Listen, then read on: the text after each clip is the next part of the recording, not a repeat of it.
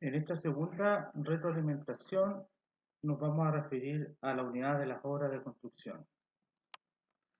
Nuestro ámbito de construcción y según nuestras competencias propias de nuestra profesión nos permite ser parte de su ejecución y parte de una serie de distintos tipos de obras que en esta oportunidad conoceremos sobre las siguientes. 1. Edificación en altura. 2. Carreteras o caminos.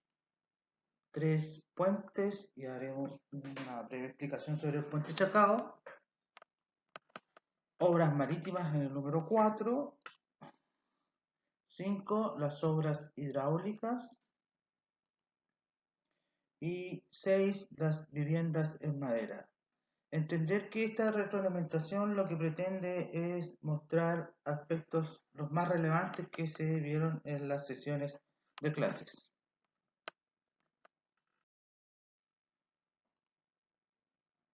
En relación a la edificación en altura, hicimos una pequeña definición donde la, la definición que se conoce como cuando clasificar un edificio de altura es cuando en la última planta exceden los 22 metros de altura. Todo edificio que sobre la última plataforma o planta tenga más de 22 metros de altura, nosotros la vamos a clasificar como edificación en altura.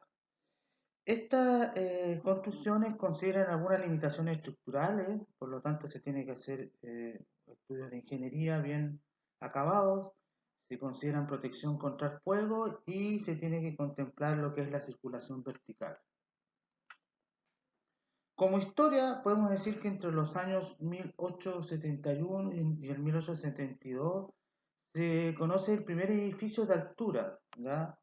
Que en esa oportunidad correspondía a una fábrica de chocolates. Este edificio marca el inicio estructural de la edificación moderna al considerar en su estructura un marco estructural de acero, arrostramientos de acero en las fachadas y marcos rígidos en toda la construcción del edificio. El desarrollo del acero a nivel mundial mejoró la parte estructural y a su vez la resistencia de estos edificios, y gracias a este desarrollo en Estados Unidos se comenzó con la construcción de los conocidos rascacielos. En 1884 se construye el primer edificio completamente en acero en la ciudad de Chicago, llamado el Home Insurance.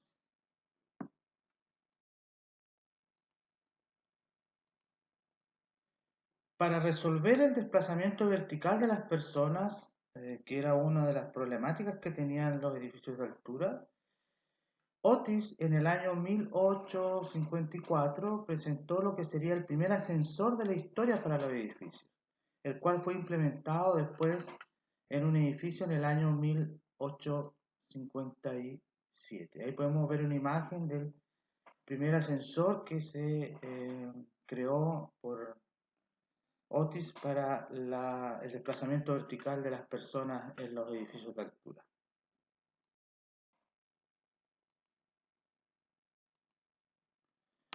En este gráfico podemos ver la relación que existe entre los modelos estructurales versus las alturas o los números de pisos. Si ustedes se fijan en el lado izquierdo, tenemos lo que se conoce como las ejes de la Y, los números de pisos hasta 140 pisos aproximadamente, y en la parte de los ejes de las X están los tipos de edificación en altura. Ahí podemos ver, por ejemplo, que teníamos los marcos rígidos que no sobrepasaban los 30 metros, los marcos arrastrados que ya llegaban cerca de los 40, y así íbamos aumentando. Los marcos con enrejado de ligazón teníamos alrededor de 60 pisos, después los marcos con tubo ya alcanzaban 80 pisos de altura. Después aparecieron los sistemas de tubo con columnas interiores que daban alturas sobre los 100 metros, eh, y los sistemas conjuntos de tubos que ya cerca de los 10 metros, y finalmente el sistema de tubos sin columnas interiores es el que daba la mayor cantidad de altura con cerca de 140 pisos.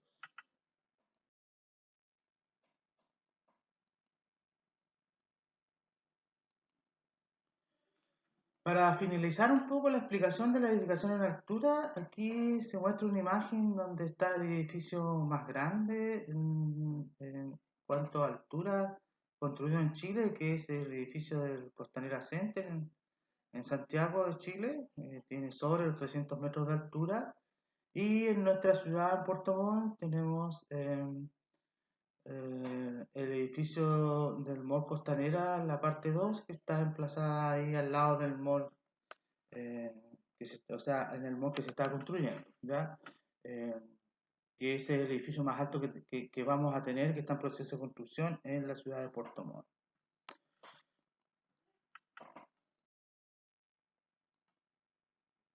En relación a las obras de carreteras o caminos, vamos a partir explicando que la función de una carretera o un camino eh, básicamente es que están destinadas fundamentalmente a servir de tránsito, de paso, a dar acceso a la propiedad colindante o bien dar un servicio que sea combinación de ambas posibilidades.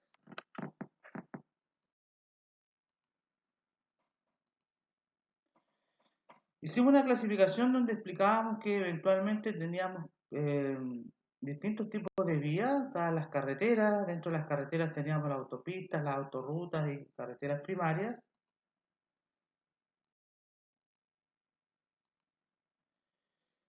Y los factores a considerar en el diseño de una vía, aunque es importante volver a recalcar que dentro de las competencias nuestras no está el diseño de carreteras o caminos, pero sí bien es cierto, es importante conocer los factores que influyen en esta etapa porque son factores que también influyen en los procesos constructivos.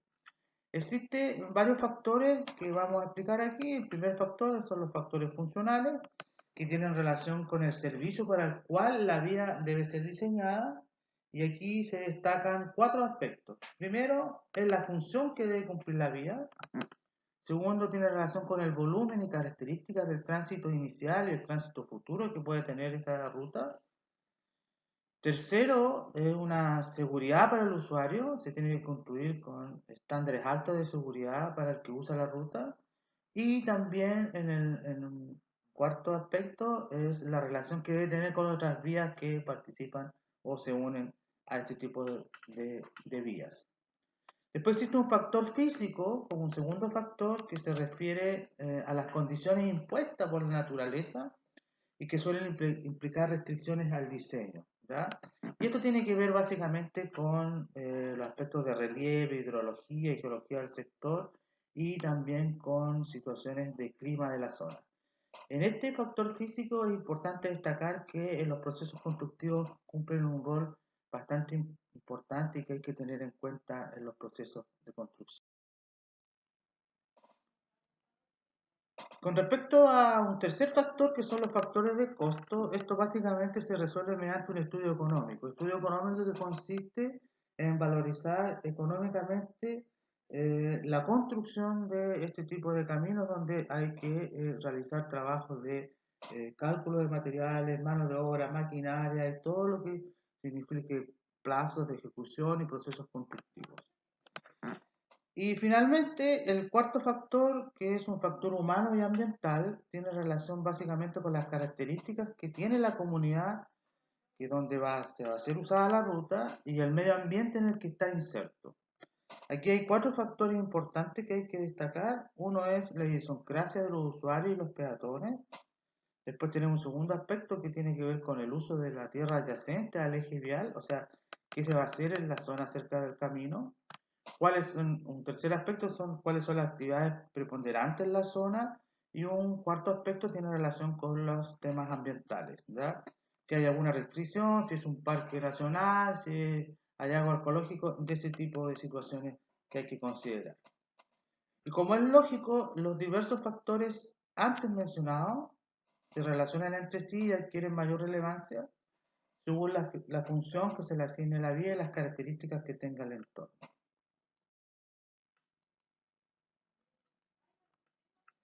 En esta imagen podemos ver la estructura de una carretera. Vamos a explicar esta imagen partiendo desde la parte de abajo, de lo que está apoyado en el suelo, y vamos subiendo a la superficie donde se va a producir la circulación de los vehículos.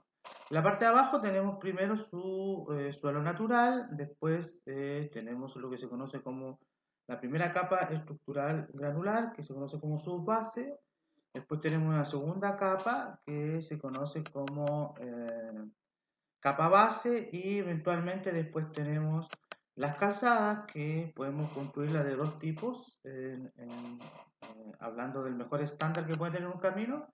Son las calzadas de concreto u hormigón y las calzadas de asfalto. En relación a lo anteriormente expuesto, podemos clasificar los pavimentos en dos tipos, en pavimentos rígidos y pavimentos flexibles. Los rígidos los vamos a asociar a los pavimentos de hormigón y los flexibles a los pavimentos asfálticos. Entender cuál es la diferencia entre estos pavimentos consiste básicamente en que el pavimento rígido, el hormigón es el que absorbe gran parte de los esfuerzos que se ejercen sobre el pavimento, mientras que los pavimentos flexibles de asfalto, este esfuerzo es transmitido hacia las capas inferiores, quienes son los que hacen el trabajo estructural de este tipo de pavimento.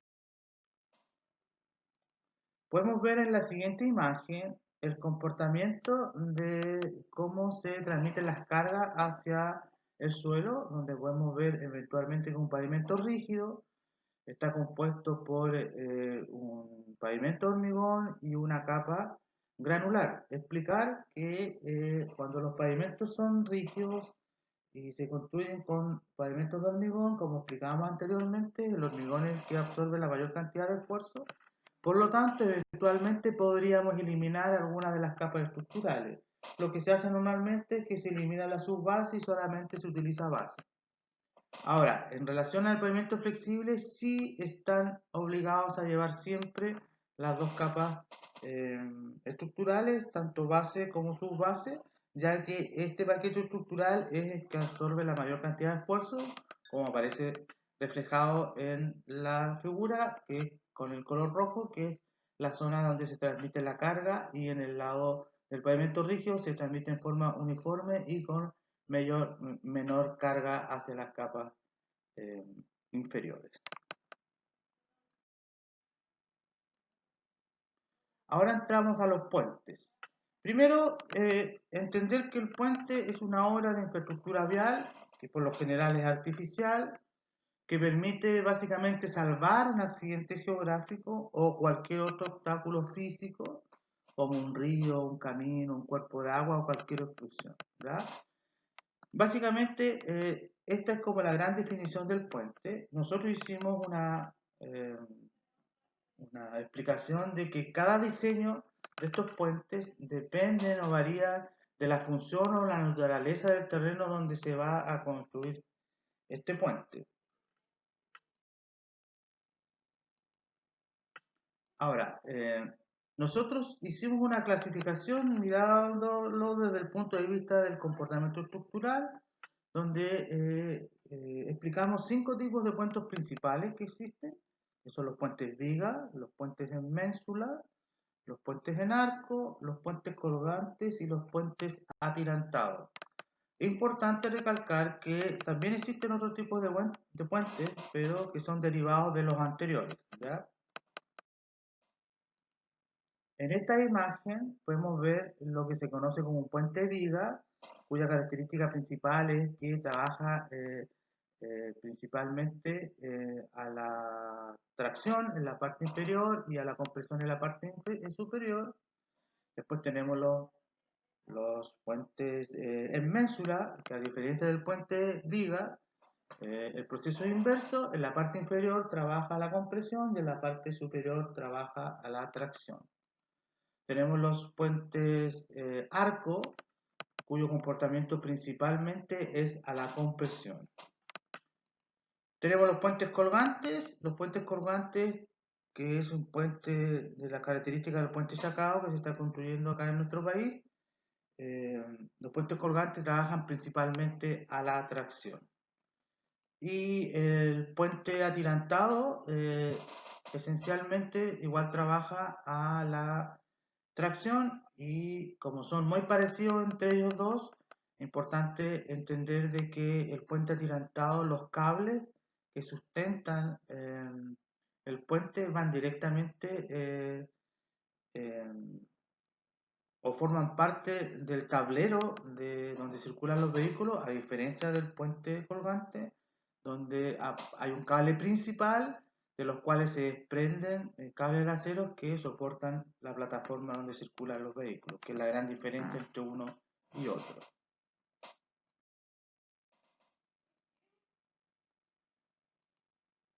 Los puentes constan fundamentalmente de dos partes: la superestructura o conjunto de tramos que salvan los vanos situados entre los soportes, y la infraestructura o subestructura, que son básicamente los apoyos o soportes.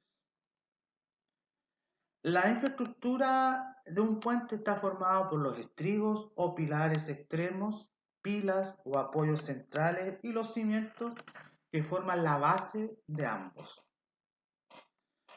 Ahora, la superestructura consiste en el tablero o parte que soporta directamente las cargas y las armaduras constituidas por las vigas, por los cables o bóvedas o arcos que transmiten las cargas al tablero, que transmiten las cargas del tablero a las pilas y los estribos, que soportan directamente los tramos anteriormente nombrados, los estribos situados en los extremos del puente que se conectan con el terraplén, y los cimientos o apoyos de estribos y pilas encargados de transmitir al terreno todos los esfuerzos.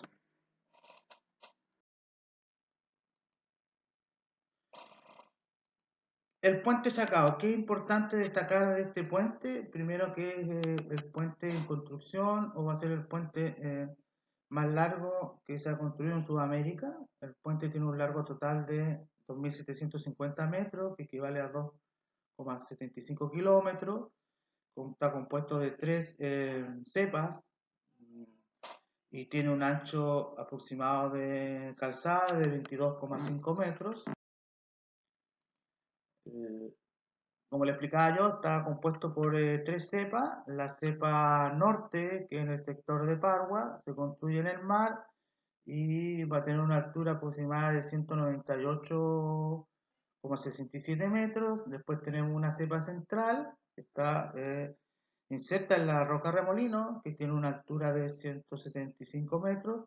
Y finalmente tenemos la cepa sur, que está en el sector de Chacao y está en tierra firme y tiene una altura de 157,22 metros.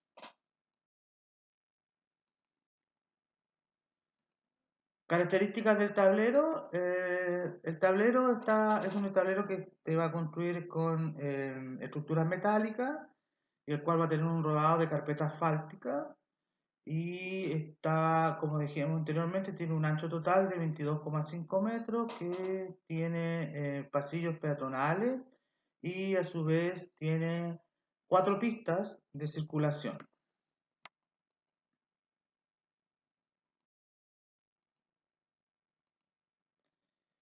Bueno, las fundaciones están hechas o serán construidas principalmente en base a pilotes de hormigón in situ. Ahí podemos ver cómo se está trabajando en una animación, perdón, en una fotografía en la cepa central, ya, donde se hincaron ya alrededor de 36 pilotes. Misma situación que se hará en las otras dos cepas. Como es un puente colgante, un rol importante lo tiene el cable principal. El cable principal tiene unas características de ser un cable que está compuesto por una serie de otros cables que se llaman torones, ¿ya? Que en conjunto tienen un diámetro superior a los 70-80 centímetros, y que es el cable que va a sustentar todo el tablero y la parte principal del puente.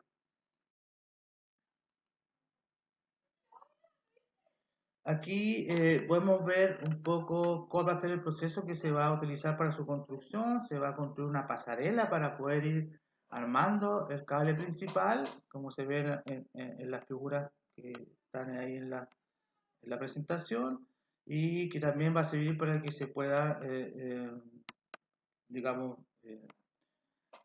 circular los trabajadores y todos los equipos que se necesitan para la instalación del cable, situación que después se retira para la instalación de la plataforma. Como ya explicábamos anteriormente, la plataforma está hecha a base de estructura metálica y esa plataforma va a ser transportada una vez que estén instalados los marcos, perdón, las pilas y los cables principales a través de una barcaza donde después mediante un sistema de izaje se va a levantar la plataforma partiendo desde el centro de la parte más baja del cable hacia los costados.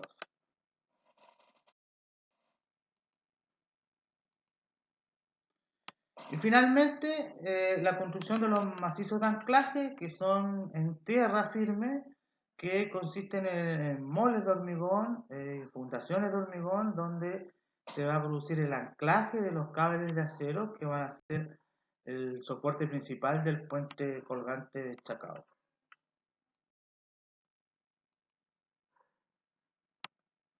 Explicamos en alguna oportunidad durante las clases que nuestra región se caracteriza por ser la región en la cual existe la mayor cantidad de inversión por parte de la Dirección de Obras Portuarias en la construcción, mantención y conservación de obras marítimas. ¿Ya? Entender un poco que las obras marítimas son todas aquellas obras sobre las cuales actúa el mar y en su borde y se construyen en base al desarrollo económico, social y cultural de la zona. La tipología de las obras en Chile se clasifican como las siguientes.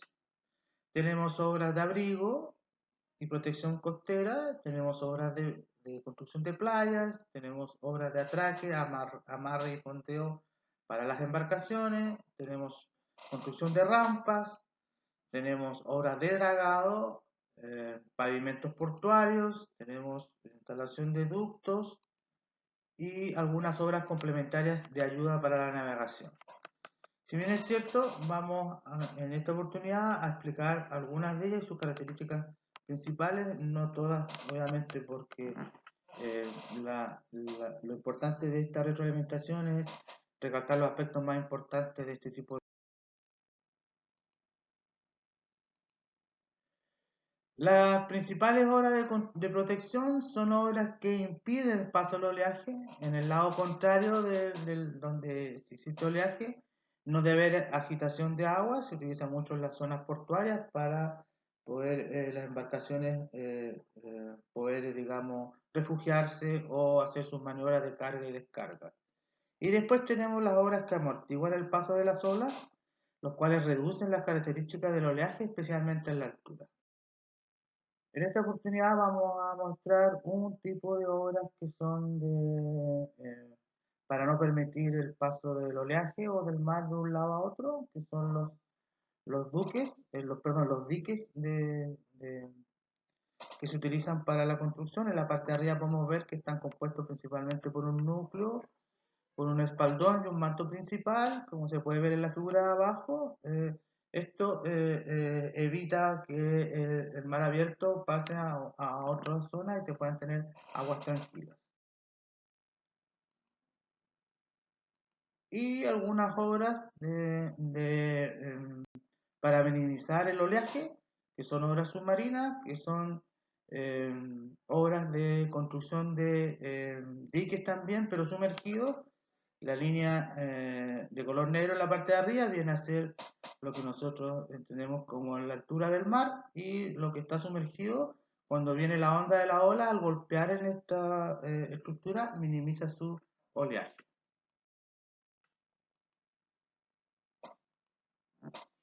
En relación a los muros costeros, podemos decir que son estructuras que están dispuestas normalmente en forma paralela a la línea de la costa y que sirven para separar el área marítima de un área terrestre. El propósito principal de un muro costero es poder retener el suelo, evitar deslizamiento de la tierra hacia el mar y proteger la tierra y las áreas terrestres de la erosión producto de las olas y las corrientes. Los muros costeros también pueden servir como punto de amarre y transferencia de cargas para embarcaciones. Importante entender que los muros costeros pueden construirse con distintos tipos de materiales de construcción, pero el elemento principal utilizado es el hormigón. Aquí podemos ver una imagen donde podemos ver un muro costero que está en forma paralela a la costa, y podemos ver también un enrocado de protección que tiene dos funciones: una, proteger las fundaciones del muro para una posible socavación, y otra es para minimizar un poco la energía del golpe de la ola.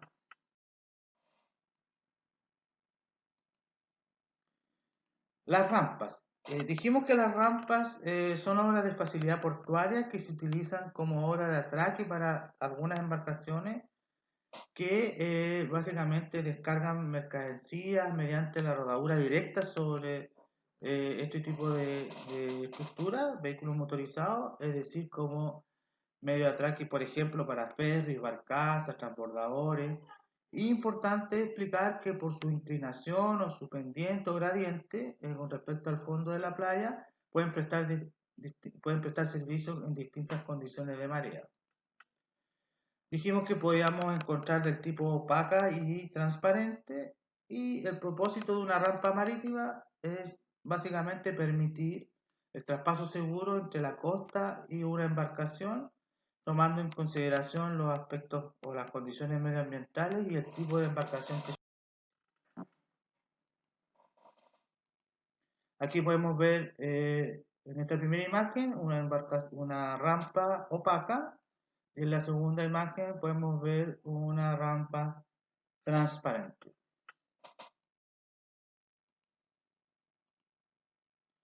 Con respecto a las obras de dragado, dijimos que íbamos a entender por dragado como la extracción de material, ya sea fango, arena, grava, etc., del fondo del mar en los puertos, así como los ríos y canales que sean navegables, con el fin básicamente de aumentar la profundidad. Estos materiales posteriormente son descargados en zonas de depósitos que pueden ser en el mismo mar o utilizarse en relleno en otras áreas de trabajo para algunas instalaciones industriales o urbanización, o simplemente retirarlo a zonas de botadero. Las operaciones de dragado básicamente tienen que cumplir una doble función.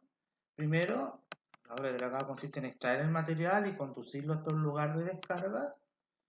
Y tenemos dos tipos de dragado. El dragado de construcción, este es el dragado que se realiza cuando es necesario crear profundidades o aumentar las profundidades de las dimensiones para las embarcaciones. Y un dragado de conservación, que es un dragado que se hace en forma periódica, que consiste básicamente en conservar las tres dimensiones del proyecto, particularmente la profundidad. También es importante entender que puede ser el ancho y el largo de donde va a navegar la embarcación.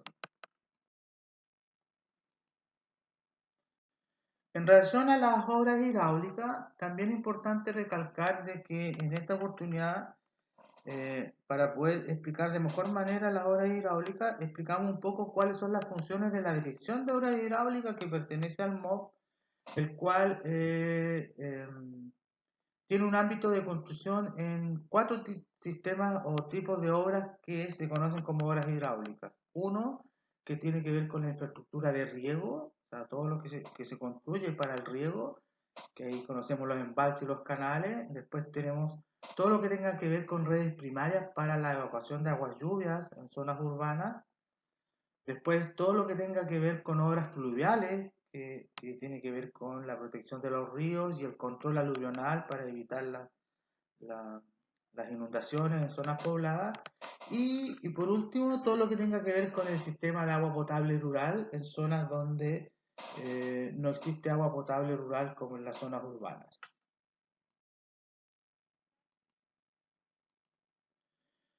Con respecto a algunas de estas obras, tenemos las obras que tienen que ver con la protección de zonas fluviales y de control aluvional. Ahí podemos ver una imagen del desborde de un río que en la realidad inundó un poblado. Por lo tanto, ahí se hacen inversiones donde se hacen algunos sistemas de obras que eviten que se produzca este proceso, o si este proceso se va a producir, sea en forma controlada y poder direccionada a zonas que no compliquen la zona urbana.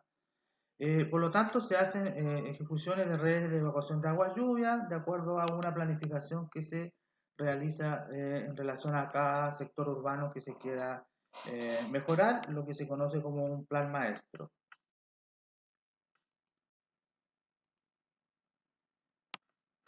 En relación a las obras de infraestructura de riego, esto va relacionado también con otro factor ambiental o climatológico que tiene que ver que son las sequías, ¿ya? Que producen en la zona agrícola mucho daño al verse disminuidos los recursos hídricos. Por lo tanto, se deben construir obras que permitan solucionar estos problemas en las épocas en que se producen las sequías. Y aquí trabajamos con embalses y canales. Y finalmente también hablábamos de los sistemas de agua potable rural, que básicamente consiste en poder dotar a las comunidades rurales de un agua para que pueda ser consumida en forma segura por el ser humano en estas zonas. Y finalmente llegamos a las viviendas de madera, y aquí les pediría que vuelvan a revisar los videos que se subieron para que puedan repasar los conocimientos y en esta oportunidad solamente poder destacar algunos aspectos relevantes como son los componentes principales de un tabique. Ahí tenemos una imagen donde tenemos un tabique de madera para una vivienda de madera y importante conocer cada uno de sus componentes. Entonces, por ejemplo, podemos de la figura destacar que lo que en el número 1 tenemos lo que se conoce como la solera inferior, el número 2 corresponde a los pies derechos, el número 3 son las soleras superiores, en el número 4 también se conoce como transversal cortafuego o cadeneta, normalmente nosotros lo conocemos más como cadeneta. El número 5 que es como la parte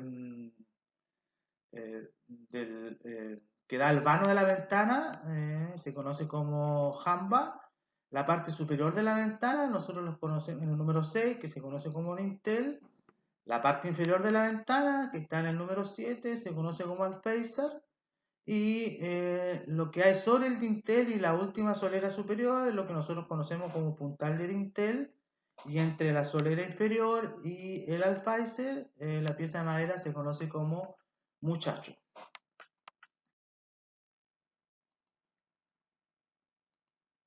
Y en relación a las estructuras de techumbre, también tenemos ahí una definición de algunos elementos que componen la estructura de techumbre, ya la cumbrera, bueno, la cumbrera básicamente es la arista superior superficial, que es la parte más alta de una estructura de techumbre que separa en dos aguas la techumbre.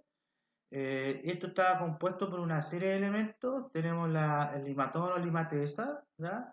Que son elementos angostos que van sobre la arista inclinada que se genera cuando se intersectan dos aguas, separando el escurrimiento del agua lluvia. Está la lima olla, que es un elemento angosto que va sobre la arista inclinada de la parte superior, ¿ya? Que va recibiendo la canalización de las aguas lluvias. El frontón es como que es el tabique soportante que uno ve en la parte principal donde se remata la techumbre. Después tenemos el paro pierna, ya que para nosotros vienen a ser como las dos piezas inclinadas principales que forman el tejeral de las aguas de una techumbre, como aparece ahí en la figura. Después está lo que conocemos como el tirante, que es un elemento vertical, perdón, un elemento horizontal de una cercha que une el extremo inferior de los pares y los separa. Después tenemos las diagonales, tenemos los tornapuntas, los pendolones y los montantes, que son elementos verticales que ayudan a darle rigidez y estructuración a la cercha de madera.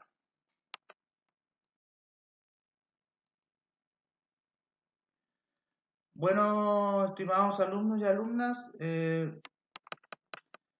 espero que esta retroalimentación les sirva para su proceso de preparación para la evaluación número 3. Les deseo la mejor de las suertes y sigan cuidándose. Muy buenas tardes.